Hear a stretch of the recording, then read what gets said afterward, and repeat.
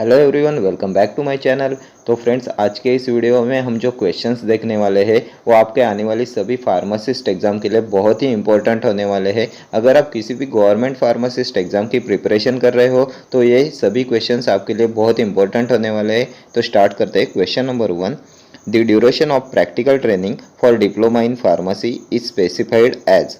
The duration of practical training for diploma in pharmacy is specified as 100 hours, 200 hours, 300 hours और 500 hours. तो diploma in pharmacy के लिए practical training का duration क्या होता है? तो ये होता है option D 500 hours. Option D will be your correct answer. Next question, quinidine act as a sodium channel opener, sodium channel blocker, calcium channel blocker, calcium channel opener. तो quinidine क्या होता है? क्विनिडिन एक्ट कैसे करता है? तो quinidine होता है sodium channel blocker. Option B will be correct answer. Sodium channel blocker होता है क्विनिडिन। एंटी अरिथमिक ड्रग के क्लास 1 में आते हैं sodium channel blockers and class 1A में आते हैं quinidine, procainamide and disopyramide. Class 1A में आते हैं क्विनिडिन, प्रोकेनामाइड एंड डिसोपिरामिड, ये आते हैं क्लास 1A में। क्लास 1B में आते हैं फिनिटोइन, मैक्सिलेटिन एंड लीडोकेन, ये तीन आते हैं क्लास 1B में। बाद में आता है क्लास 1C में आता है प्रोपाफेनॉन, फ्लेकेनाइड एंड मोराइजिन। प्रोपाफेनॉन, फ्लेकेनाइड एंड मोराइजिन ये आते हैं 1C में। ये हो गया क्लास 1। क्लास 2 में आते हैं बीटा ब्लॉकर्स। क्लास 2 में आते हैं बीटा ब्लॉकर्स। इसमें आता है इस्मोलॉल, प्रोप्रानोलॉल, मेटोप्रोलॉल। इस्मोलॉल, प्रोप्रानोलॉल, मेटोप्रोलॉल, ये होते हैं बीटा ब्लॉकर्स। क्लास 2 में आते हैं बीटा ब्लॉकर्स। बाद में आता है क्लास 3। क्लास 3 में आते हैं पोटेशियम चैनल ब्लॉकर्स। क्लास 3 में पोटेशियम चैनल ब्लॉकर्स, इसमें आते हैं डोफेटिलाइड, आइबोटिलाइड, ब्रेटिलियम, सोटैलॉल, एमिओडारन, ये सब आते हैं पोटेशियम चैनल ब्लॉकर्स में, क्लास 3। देन आता है क्लास 4। क्लास 4 में आते हैं calcium channel blockers. Calcium channel blockers में आते हैं डिल्टियाजेम, वेरापेमिल, डिल्टियाजेम एंड वेरापेमिल, ये क्लास 4 में आते हैं। ठीक है, कैल्शियम चैनल ब्लॉकर्स होते हैं। And quinidine act as a sodium channel blocker. Okay, next question, the half life of digoxin is. The half life of digoxin, तो डिगॉक्सिन का हाफ लाइफ होता है 40 hours. Option C will be your correct answer. The half life of digoxin is 40 hours. Next question, high ceiling diuretic is indapamide, clopamide, acetazolamide, torsemide. High ceiling diuretics, तो high ceiling diuretic होता है टॉर्सेमाइड। Option D, टॉर्सेमाइड होता है high ceiling diuretic. High ceiling diuretics में आते हैं frusemide, torsemide and ब्यूमेटानाइड। Frusemide, torsemide and ब्यूमेटानाइड, ये तीनों आते हैं हाई सीलिंग डायूरेटिक्स में। बाद में ये इंडापामाइड क्या है? इंडापामाइड आता है थायजाइड डायूरेटिक में। क्लोपामाइड भी थायजाइड डायूरेटिक होता है। एसिटाजोलामाइड होता है carbonic anhydrase inhibitor. Carbonic anhydrase inhibitor होता है एसिटाजोलामाइड। थायजाइड डायूरेटिक्स में और कौन से आते हैं? तो इनमें आते हैं क्लोरथायजाइड, हाइड्रोक्लोरोथायजाइड, क्लोरथैलिडॉन एंड ये इंडापामाइड एंड क्लोपामाइड, ये होते हैं थायजाइड डायूरेटिक। और एक क्लास आता है potassium sparing diuretics. Potassium sparing diuretics में आते हैं स्पाइरोनोलैक्टोन, ट्राइमटेरिन एंड एमिलोराइड। बाद में आते हैं ऑस्मोटिक डायूरेटिक। ऑस्मोटिक डायूरेटिक में होते हैं urea and mannitol. Urea and mannitol, ये होते हैं ऑस्मोटिक डायूरेटिक। ठीक है, and high ceiling diuretic is torsemide. इनको लूप डायूरेटिक्स भी बोला जाता है। High ceiling diuretics, loop diuretics होते हैं फ्रूसेमाइड, टॉर्सेमाइड एंड ब्यूमेटानाइड। ठीक है, next question, example for tyrosine kinase receptor is. Example of tyrosine kinase receptor, तो टायरोसिन काइनेज रिसेप्टर होता है ये insulin receptor. Option A, insulin receptor होता है टायरोसिन काइनेज रिसेप्टर। ठीक है, next question, the capacity of a drug to cause fetal abnormality is known as cardiogenicity, teratogenicity, mutagenicity, photosensitivity. The capacity of a drug to cause fetal abnormality, तो इसको बोलते हैं teratogenicity. Option B, teratogenicity होती है the capacity of a drug to cause fetal abnormality. Next question, the amino glycoside which is too toxic for systemic use and hence use topically on the skin and eye is. The amino glycoside which is too toxic for systemic use and hence used topically for skin and eye. तो ये amino glycoside antibiotic है framycetin. Framycetin is too toxic for systemic use and hence use topically on the skin and eyes.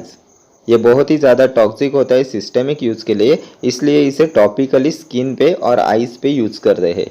ठीक है, तो कौन कौन से amino glycosides है?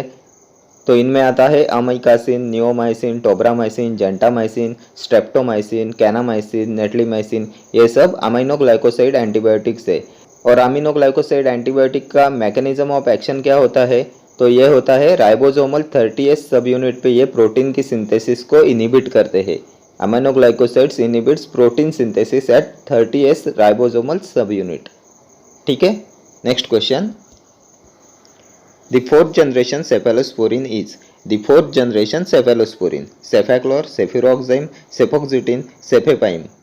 Fourth generation cephalosporin. तो फोर्थ जनरेशन में आता है ये आपका सेफेपाइम. सेफेपाइम आता है फोर्थ जनरेशन सेफेलोस्पोरिन में. सेफेपाइम एंड सेफपिरोम, सेफेपाइम एंड सेफपिरोम ये होते हैं आपके फोर्थ जनरेशन में. बाद में सेफाक्लोर किस में आता है? सेफाक्लोर आता है सेकंड जनरेशन में. सेफिरोक्साइम भी आता है सेकंड जनरेशन में और सेफोक्सिटिन भी आता है सेकंड जनरेशन में. ठीक है, फर्स्ट जनरेशन में कौन से सेफेलोस्पोरिन आते हैं? तो फर्स्ट जनरेशन में आता है सेफाजोलिन, सेफालोथिन, सेफाट्रॉक्सिल, सेफालैक्सिन, ये सब आते हैं फर्स्ट जनरेशन में. सेकंड जनरेशन में आते हैं आपके सेफाक्लोर, सेफिरोक्सिम, सेफोक्सिटिन. थर्ड जनरेशन में आते हैं सेफिक्साइम, सेफोटॉक्सिम, सेफोडॉक्सिम, सेफोपेराजोन, सेफ्ट्रियाक्सोन एंड सेफ्टिब्यूटेन, ये आते हैं थर्ड जनरेशन में. बाद में फोर्थ जनरेशन में cefepime and cefpirome and fifth generation में आते हैं सेप्टारोलिन. फिफ्थ जनरेशन में आता है ceftaroline. Next question. Which bacteria enzyme is inhibited by fluoroquinolone derivative?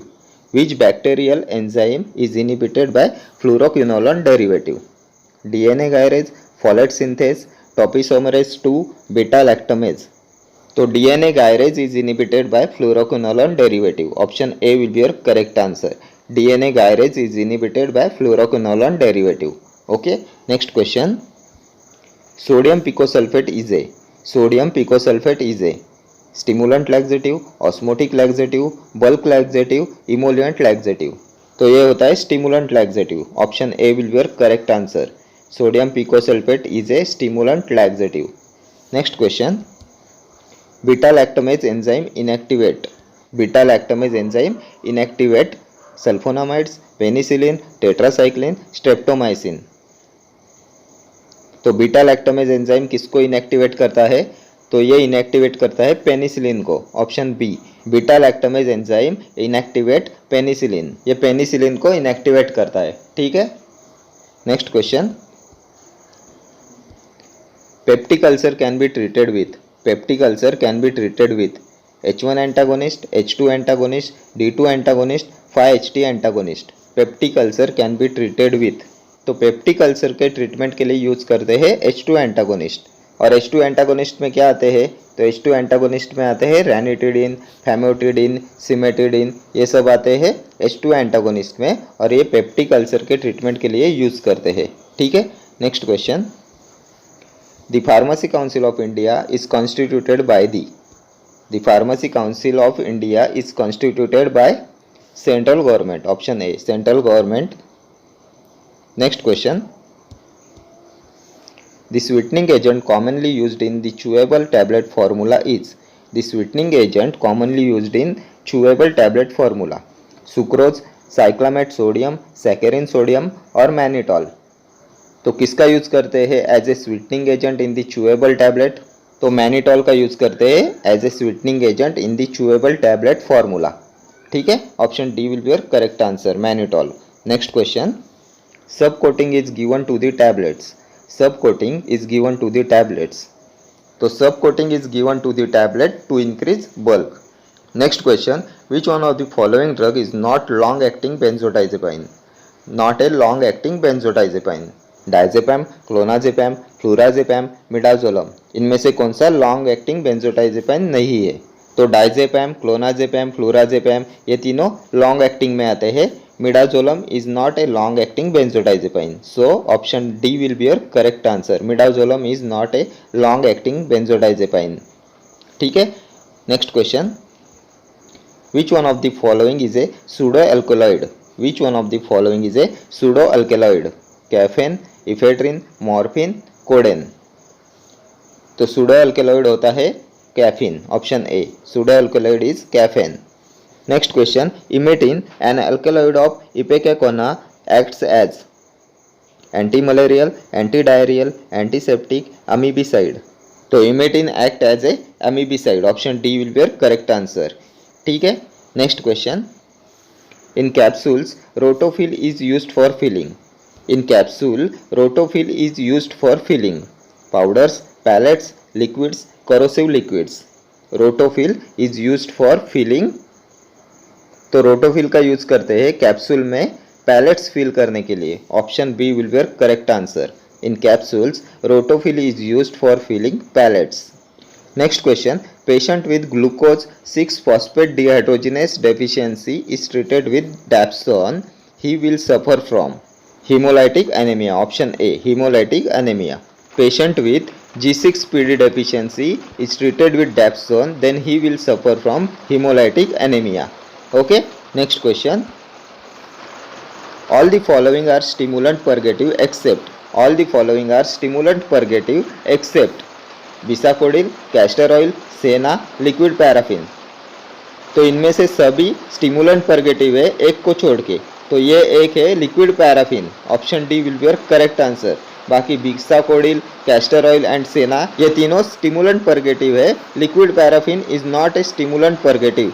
Liquid paraffin is not a stimulant purgative. Liquid paraffin is a lubricant laxative. Lubricant laxative होता है liquid paraffin. ठीक है. Next question. Mucolytic is bromhexine, carbocisteine, acetylcysteine, all of the above. Mucolytic is. तो mucolytic agent कौन से होते हैं?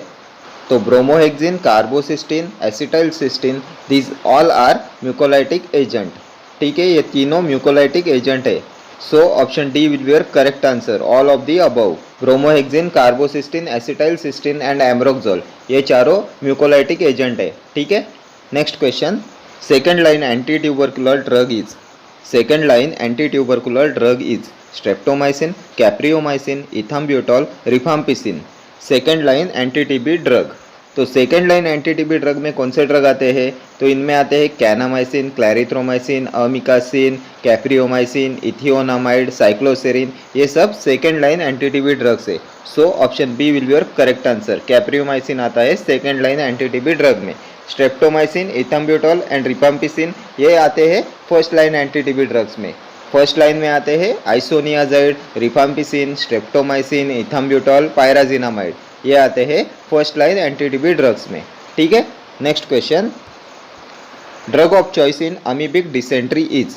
Drug of choice in amoebic dysentery. Penicillin G, niridazole, metronidazole, tetracycline. तो अमीबिक डिसेंट्री में ड्रग ऑफ चॉइस होता है metronidazole. Option C will be your correct answer. Metronidazole is a drug of choice in amoebic dysentery. और metronidazole में कौन सी ring present होती है? तो इसमें होती है इमिडाजोल रिंग. मेट्रोनिडाजोल में इमिडाजोल रिंग होती है. ठीक है. Next question. Long term use of glucocorticoids induce. Long term use of glucocorticoids induce hypotension, hepatotoxicity, osteoporosis और bradycardia.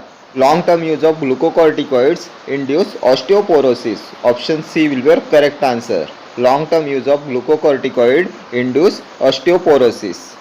Next question. Isoxsuprine is used to treat. Isoxsuprine is used to treat asthma, severe hypotension, nasal congestion, premature labour. तो आइसोसप्रिन किसके treatment के लिए use करते हैं? तो इसको use करते हैं प्रीमैच्योर लेबर में. Option D will be your correct answer. Isoxsuprine is used to treat premature labour. Okay. Next question. A steroidal antibiotic is. A steroidal antibiotic fusidin, bacitracin, aminophylline, clindamycin. A steroidal antibiotic is fusidin. Option A will be your correct answer. Fusidin होता है steroidal antibiotic. ठीक है. Next question. Bromocriptine is used to treat amenorrhoea because. Bromocriptine is used to treat amenorrhea because. It stimulates the ovary, it stimulates the GnRH release, it suppresses the prolactin release और it stimulates FSH release। तो bromocriptine को amenorrhoea के treatment में use करते हैं क्योंकि ये prolactin के रिलीज को सप्रेस करता है। ब्रोमोक्रिप्टिन प्रोलैक्टिन की रिलीज को सप्रेस करता है, इसलिए इसको एमनोरिया के ट्रीटमेंट में यूज करते हैं। So option C will be your correct answer. It suppresses the prolactin release. That's why bromocriptine is used to treat amenorrhea. Okay. Next question. All are the side effects of chloroquine except. All are the side effects of chloroquine except blurring of vision, hemolytic anemia, psychotic episodes, skin rash. All are the side effects of chloroquine except. इनमें से कौन सा chloroquine का side effect नहीं है? तो chloroquine haemolytic anaemia को cause नहीं कराता। Option B will be your correct answer. Haemolytic anaemia is not a side effect of chloroquine. ठीक है, बाकी blurring of vision, psychotic episodes and skin rash are side effects of chloroquine. ठीक है, okay friends, thank you for watching this video. See you in the next video. Till then stay healthy, stay safe and take care. Thank you.